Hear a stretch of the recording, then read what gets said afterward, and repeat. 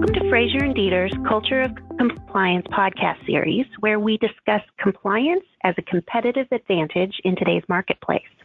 I'm Sabrina Serafin, partner and national leader of Fraser and Dieter's process, risk, and governance practice. Today we are speaking with Jodi Daniels, founder and CEO of Red Clover Advisors, a data privacy advisory service that specializes in privacy regulation and other aspects of data strategy. Welcome back to the podcast, Jodi.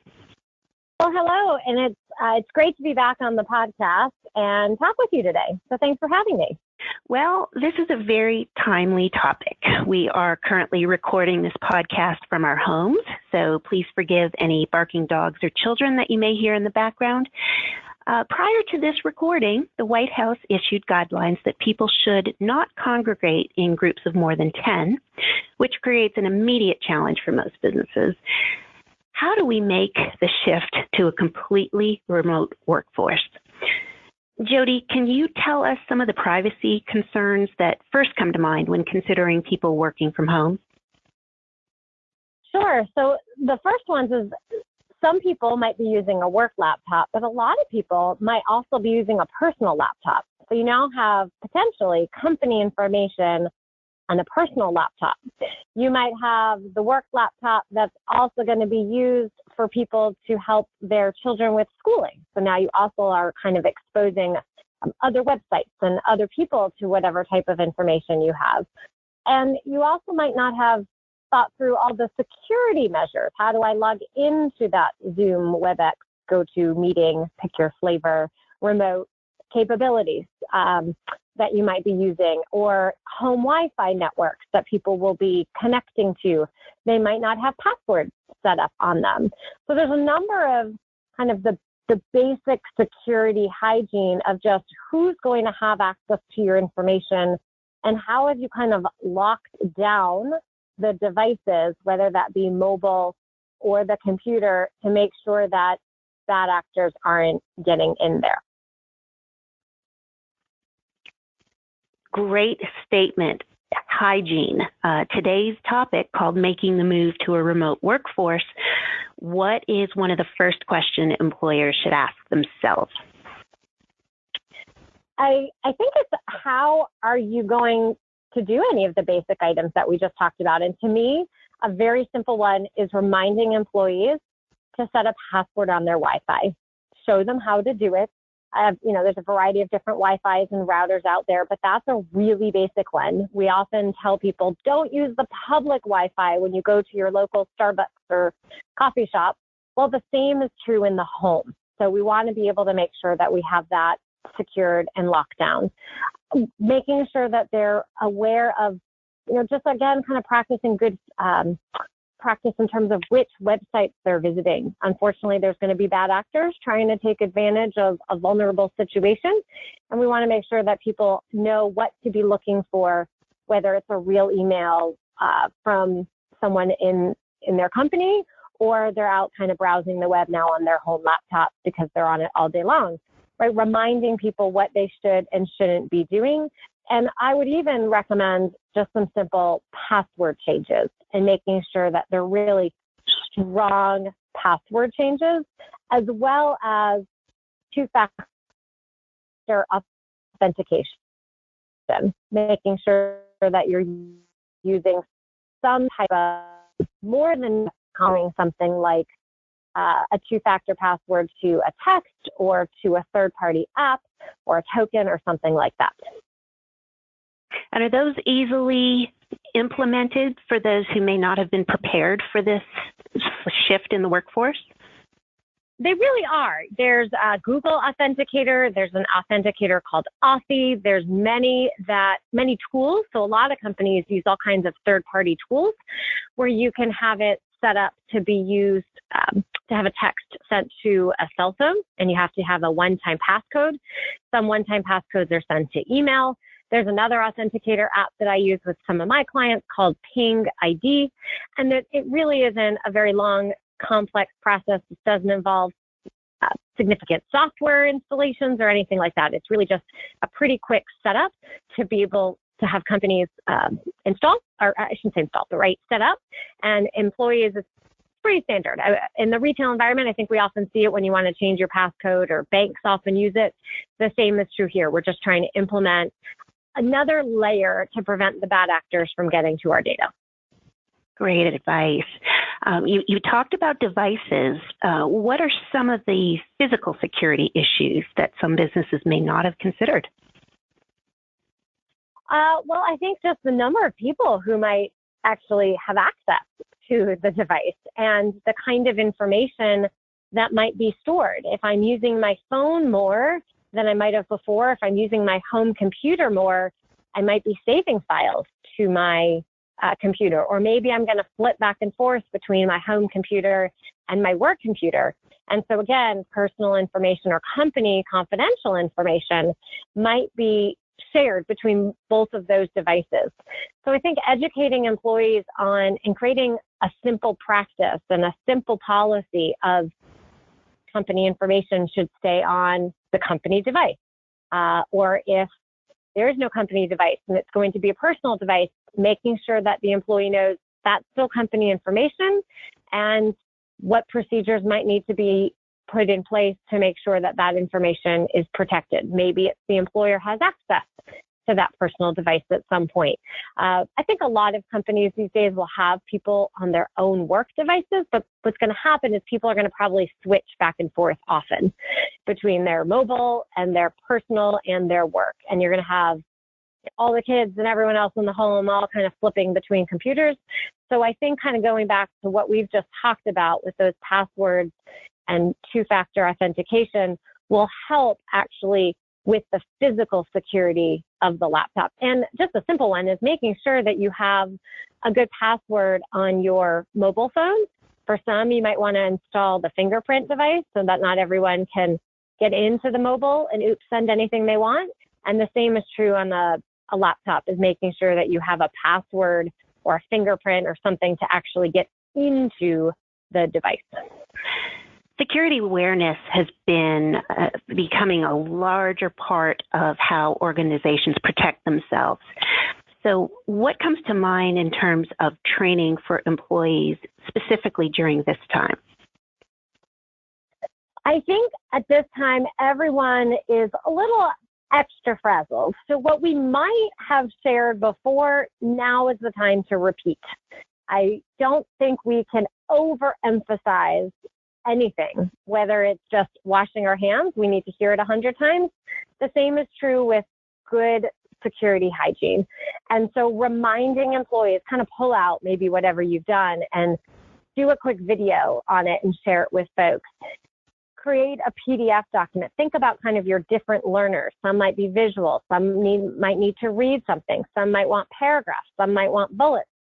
But to keep emphasizing, create that new password. Be careful of the website. Provide examples of what phishing emails might need to be looking like. Walking people through just very step by step, I think will make significant inroads. Have some fun with it. Create little graphics if you can. There's no shortage of information that is available these days, but really kind of start with what you've already created and get down and maybe the next day it's passwords. The day after that, it might be physical devices. And then kind of repeat the cycle, because this week is an interesting week where people are first getting into this remote working thing, figuring out what homeschooling might need to look like or working at home might look like. So next week, kind of repeat and just continue on that cycle to ensure that all the data is going to be as protected as possible during this time.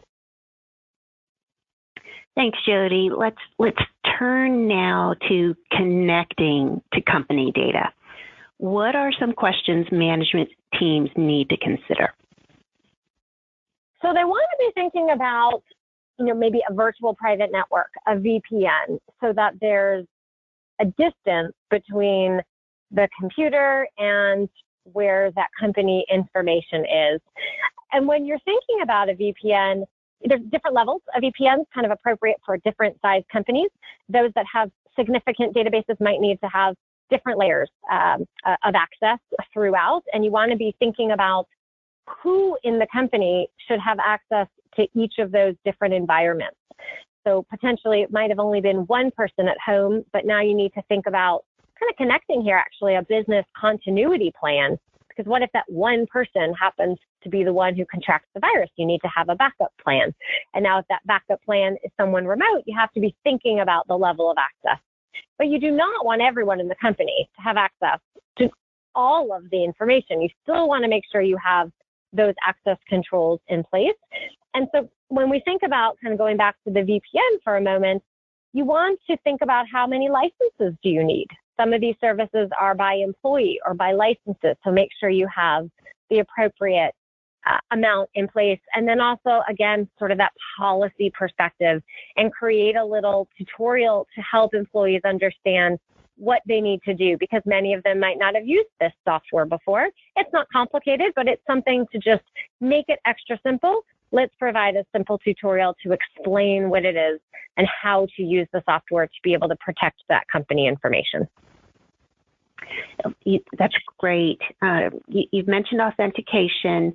What are some best practices that we can share for internal or outsourced IT departments supporting the organizations at this time? What do they need to have in place?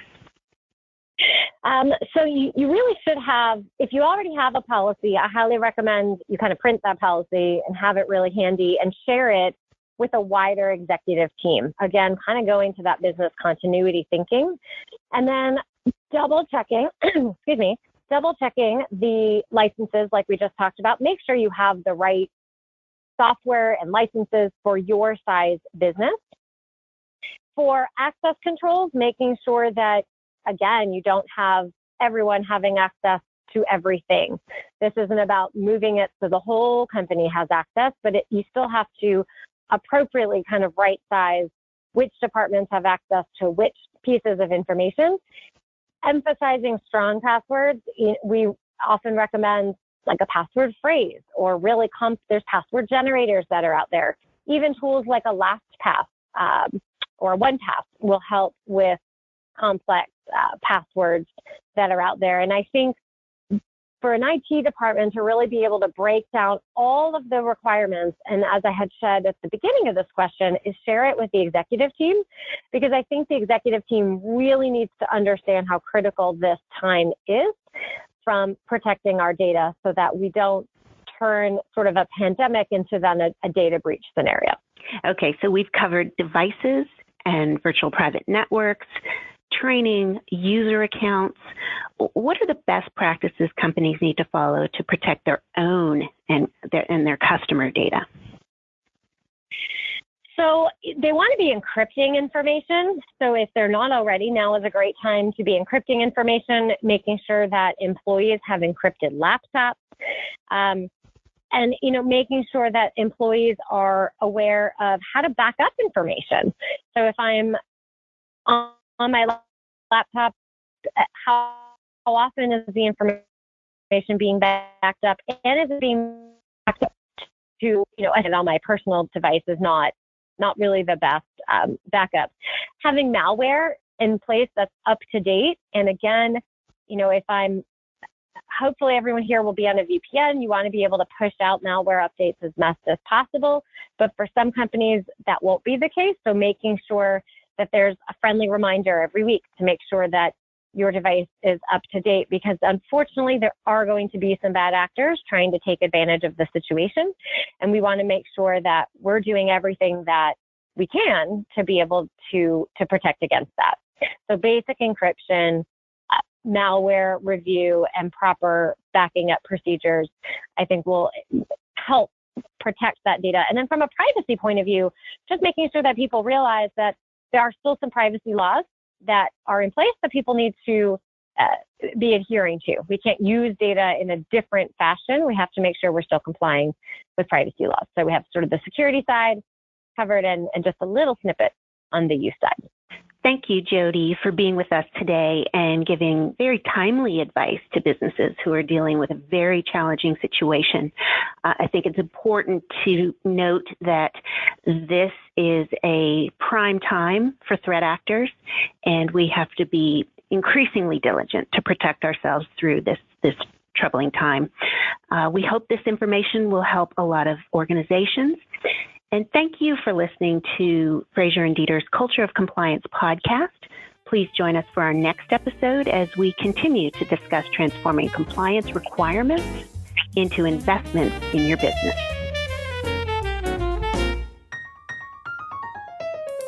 Thanks for listening to one of Fraser and Dieter's branded podcasts. To learn more, connect with us on LinkedIn or visit us at fraserdieter.com.